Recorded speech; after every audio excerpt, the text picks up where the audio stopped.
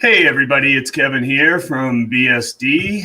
Glad to be joined by a longtime contributor and friend to the show, the Eagle-Tribune sports editor, Bill Burt. We will also hopefully be joined by Max Cerullo, who covers the Red Sox for the Eagle-Trib. So, Billy, here we sit about 45 minutes, or I should say about an hour and a half away from first pitch. Yankees Red Sox final series of the season. What are your thoughts? Obviously, they went 2 out of 3, and they're basically in. They cruise. They clean up the last 6 games.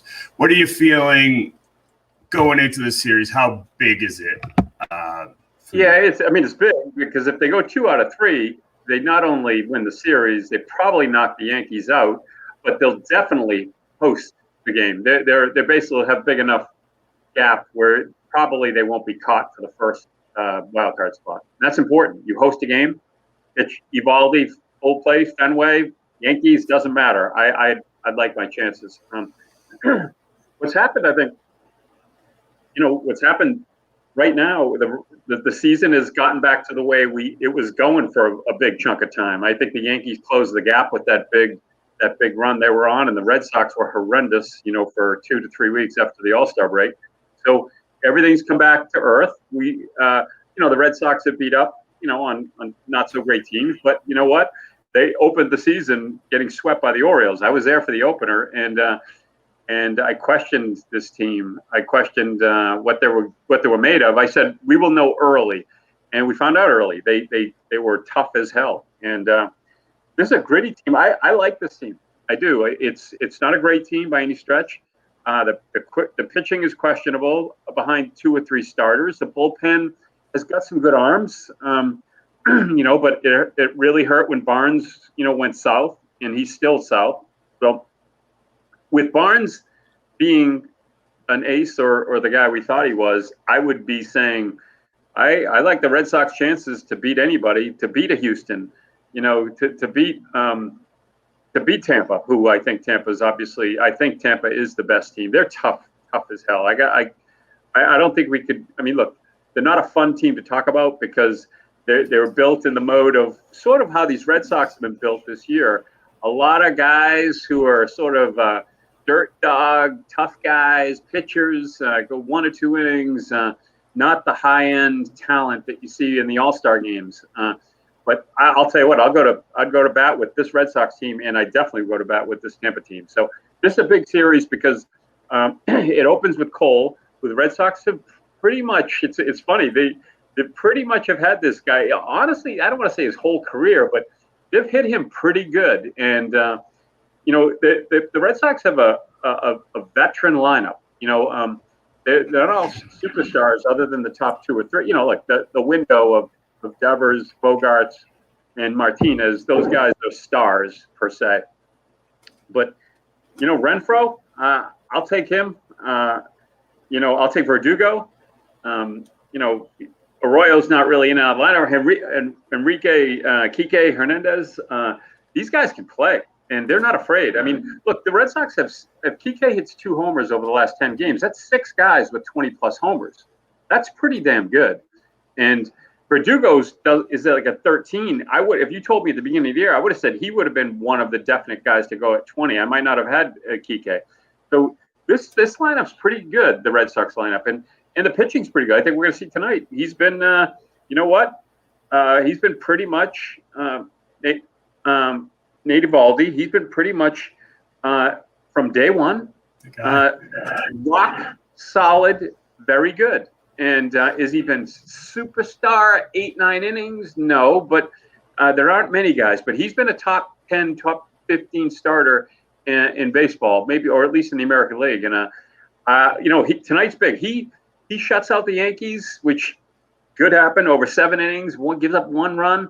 Red Sox win tonight 3-1. It's not going to be easy. Cole, I'm assuming, is going to be on his game. They win a close game. That doesn't go 5 hours, maybe it goes only 3.5. If that happens, they win tonight. I think it's sort of the series is sort of over. In a sense where the Yankees sort of are looking at tonight as their guy. This is their $33 million guy going tonight. So, well, I'll tell you what. You mentioned two things tonight that I kind of giggled about inside was the Red Sox beat up on bad teams. Well, there's a lot more bad teams in baseball than there are good. So, all of these teams that they're going to make this tournament have had their fair of, of snacks along the way. So I don't mind that. That's taking care of business. And then, and then you go after these guys. If you could split series, if you can win 2 at home and not get swept on the road, that type of thing, that kind of keeps you in the race that way. But let's get back to these two teams. And another thing that you said about the Red Sox was they're not necessarily a very good team right now. They're a building team. They're a team on the rise. They're a team with a future. And I sense that kind of the same thing with the Yankees, although, the Yankees did the old Steinbrenner thing here over the past few years and just kind of, plug some holes with dollar bills, where the Red Sox are coming off that. So, but these aren't great teams. I mean, if this was before they started this whole playoff situation, so say the late or the mid '90s, and they were two of the best teams in baseball on a Friday night coming into Fenway Park. I mean, Pedro against Roger or whatever, right. People would be lighting their hair on fire. That's why I don't have any. But Andy Pettit. Look, it was. See, that's where I'll say this again. And this is the one problem I hate with the series is you don't hate the Yankees, and the Yankees don't hate the Red Sox. They're all sort of good guys. There's really I look at Gardner. Gardner's sort of a tough guy, walks around like he's in the Marines, and that's his persona. That's the real him. That's not fake. But he's a great guy. But the Yankees just don't have those 5 or 6 guys you hate. And this, I think the same with the Red Sox. They're fearful of Devers. Like I talk to people from New York, they are absolutely, the guy scares the living daylights out of them, and it's because of his bat. So that's what this series has lost. This is 2 Boston and New York fighting for a wild card home field advantage, 1 game. This is not the cream of the crop, where we see what's happened out in the the NL West, where you got the Dodgers and the San Francisco Giants. They are the 2 best teams in baseball, and one of them is going to have to play a 1-game playoff and could be out of the playoffs. It's going to be sad that one of those teams could be gone in a week, literally a little over a week from now. One of those teams could be gone, and they both deserve to be in the World Series. Then they could be in the NL Finals if whoever wins the wild card game. But one of them is going to be in the wild card, and that ain't the Red Sox and Yankees this year. I look at both teams in transition. That's why I give the Red Sox a lot of credit. I give Chaim Bloom a ton of credit. I didn't see this year coming. I didn't see it coming at all. And I think what they were the first half of the season probably was a little bit inflated. But I think what we're seeing now is a tough team who will battle, who's got some player. They look like they've never played defense before, and then sometimes they look like then Renfroe's throwing everyone out, and you forget that he's the worst outfielder in baseball.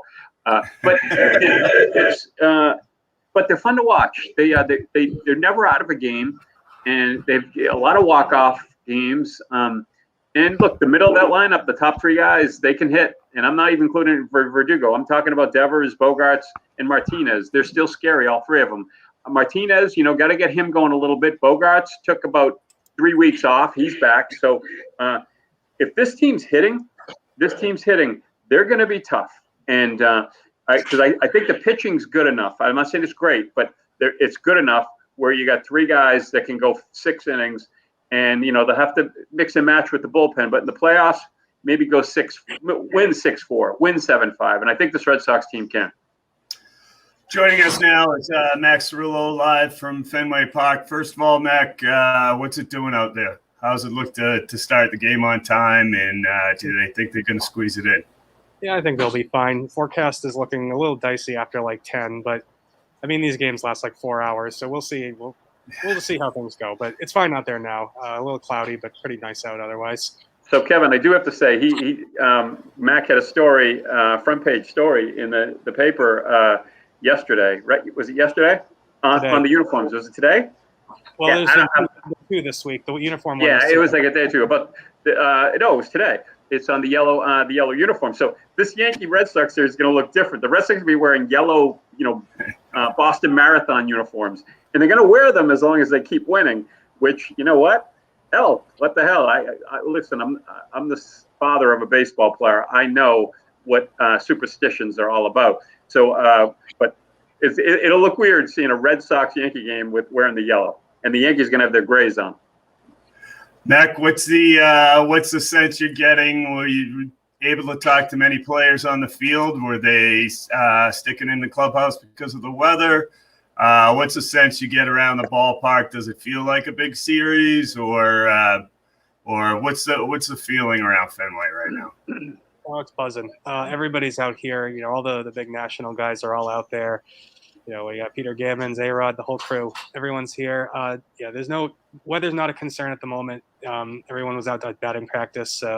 Energy level was high. This feels like a playoff game for real. I mean, Eovaldi versus Cole. If these two teams meet in the wild card, that's probably what we're going to see. So, feeling pretty exciting out there. Well, Billy, you mentioned the uniforms, and I thought for sure the Red Sox themselves when they announced that they could wear the uniforms if the postseason came along, and I said they're going to lose like 6 straight, and it's just going to be the Red Sox being the Red Sox. But Mac, we were just talking about being the old folks we are, about the difference in the rivalry, but you've already mentioned how the buzz is there. They're going to bang the place out. Weather coming in around 10, so that should be like, I don't know, middle of the third or something like that. But what do you think? They win tonight. You get a gem from Eovaldi. He goes deep. I think it's going to be just it's going to take the wind out of the sails of the Yankees. How are you feeling? And did you hear anything about the national guys talking about something, how important this series is? Well, I mean, it's not an exaggeration to say this is the biggest series of the season for both teams. And it's probably the biggest Red Sox-Yankees series in, I mean, I don't know. It's been a while since there's one that's felt like this. Because think about it. If the Red Sox win this series, the Yankees are going to be in really, really big trouble. They're already 2 games behind the Red Sox. They got a 3-game set with Toronto coming up, and then I think they end with Tampa. So they got a really tough road here, and they need all the wins they can get. If the Red Sox only win one of the 3, it would set them up pretty good for at least making the wild card because, like I said, the Yankees have a really tough rest of their schedule. And the Blue Jays, I mean, they face the Yankees, so they're kind of going to beat up one or the other is going to beat. Someone's going to emerge from that pack. And the Red Sox, meanwhile, they finished with Baltimore and Washington. So, I know we like we talk about the Red Sox being the Red Sox, but I think at this point we just kind of have to face the facts. It's a good team, and if nothing else, they're good at beating bad teams. They're not gonna collapse against Baltimore and Washington. So this is a series is a huge opportunity, and if they take care of business, I'd say a very, very good chance that they host the wild card game.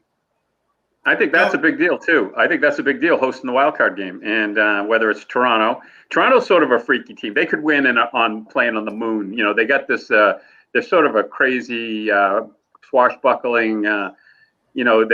Everyone's got hair flying and they bat flip and they seem to really. I mean, they seem to like each other. So a bunch of young guys and. They've come together. I've seen this throughout the organization. I've seen some of their minor league teams as well through the last couple of years. There's some talent in the Blue Jays organization, and so. But that being said, I think Red Sox win 2 out of 3 here. They would have to screw up not to host the playoff game. But look, they lose 2 of 3. And then they're still in good shape per se, but. Then they're fighting. They have to win 4 out of 6 or something like that in the last 6 games. So take care of business here. I think right now the Red Sox are the better team, and so I think tonight's a big night. This is like, it's big for the Yankees. This is their guy. This is their Pedro. This is their guy. This is they gave all their money to, and he's good. But let's not fool around about this or say Sale's not better. I don't even think Eovaldi's a better pitcher, but I think they've done well against him. They know how to, I think, get him into the sixth inning, throwing 100 pitches. And if you do that, you get into the Yankee bullpen. I mean, look, the Yankee bullpen at the end of it is pretty much a lot like the Red Sox has been, so not trustworthy. And so big here. I think the Red Sox win tonight. This sets the tone. And then you win 2 out of 3. You're going to host the wild card game, and I think that's a big deal. So let me expand upon that. Oh, go ahead. If the Red Sox even win one game, it guarantees they'll finish at least one game ahead of the Yankees in wild card standing when this series is over. So I mean, like that, we can't overstate that. I mean, just win tonight, and they're really, really in good shape. I mean, you talk about even like I said, you lose 2 out of 3, you're still looking pretty good. So it's just, this is a huge opportunity to like really kind of put their foot on New York's neck. And I mean, heck, if they wind up going into Toronto, or if they wind up facing Toronto on their heels and possibly a game or two back in the standings, that's a lot of pressure. I mean, that's you really have a chance to kind of finish them off here. Wouldn't it be fun though? Like, I'm going back to when I was in high school, 1978. 15, just turned 7. It was my senior year in high school, and in the fall, and we all drove home because it was a day game when they played the Yankees in the playoff game. But that was, those were arguably the 2 best guys in baseball, 2 best teams in baseball. And wouldn't it be fun if the Red Sox and Yankees did that again? Would that? No. Look, that had a bunch of hateful players on both teams, from both perspectives. This isn't like that. Maybe a playoff game would get a little fire back in this thing, and see Eovaldi or even Sale face whether it's Cole on short rest, because the Yankees are probably going to have to do something. If the Red Sox win the wild card, the Yankees are probably going to have to pitch people extra or on short rest to get into the playoffs, to get past Toronto, and that would probably bode well for the Red Sox. But I would love to see a Red Sox-Yankees playoff game at Fenway. And let me just throw a little twist into that, and I'll start with you, Mac, because this team does seem to go up and down relatively quickly, this current Red Sox team. What do you think it would mean to them psychologically to be going into that last week knowing, hey, we're at home, let's get, everybody situated, as opposed to what would happen? I'll tell you what, there'd be people panicking around here if they lose this series. I can guarantee you that.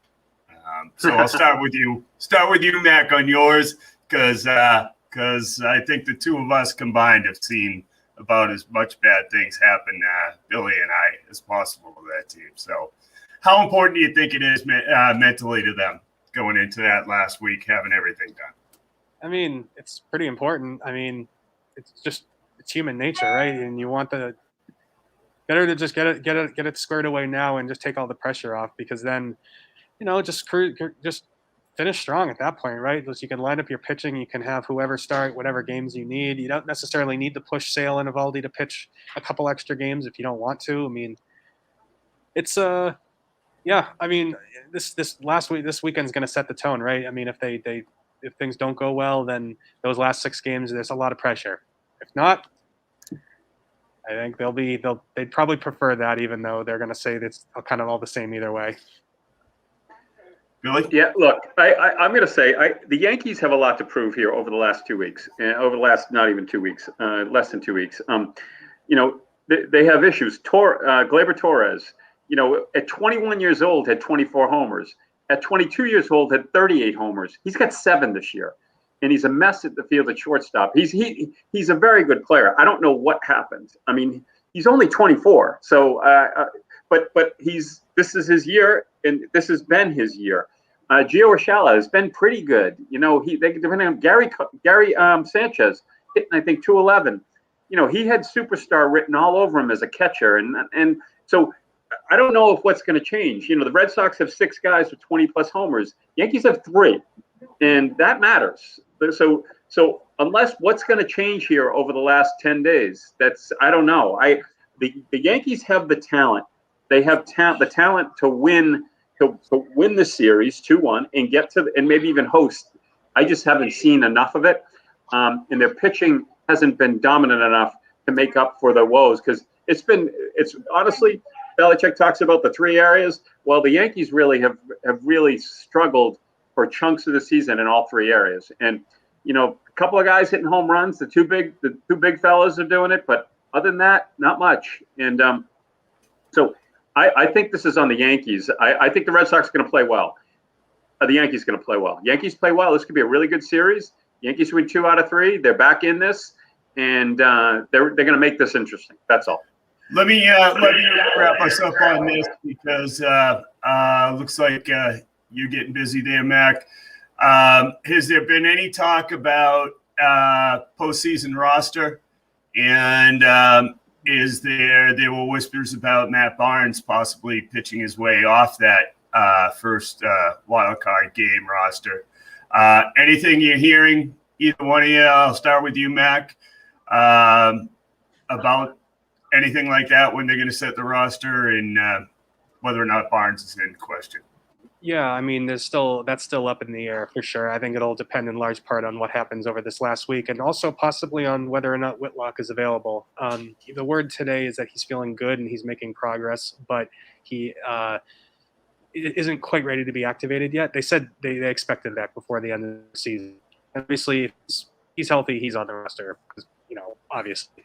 Barnes, it's interesting, right? I mean, he hasn't really been effective months, and after he, you would have thought that having all that time off on the COVID list might have been good for him, because he had pitched so much before that. But then he comes back and he doesn't look any better. So it was kind of radical. But yeah, I mean, he's certainly, his place on the postseason roster is not assured. And I think if he has a chance to get into a couple of games down the stretch, they'd be very. He needs to show something, or else he really could be on the outside looking in. Really? It's look, they got to take care of that area of the team, because if the bullpen is like guesswork, Robles, which Garrett, obviously, Richards has had a nice run here, since he moved to the bullpen, he's had some toughness there, but it's inconsistent, and they're dependent on guys that really.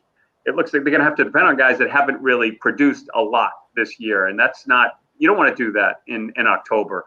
Not when you're going against Houston or Tampa. Those two teams, I think, will crush mediocre pitching. And right now, that's sort of where we're at.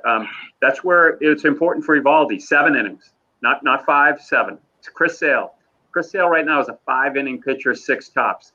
Can he get to 7? I don't know. It doesn't look great. That's my long-term prognosis. When I don't see that, those are your 2 guys.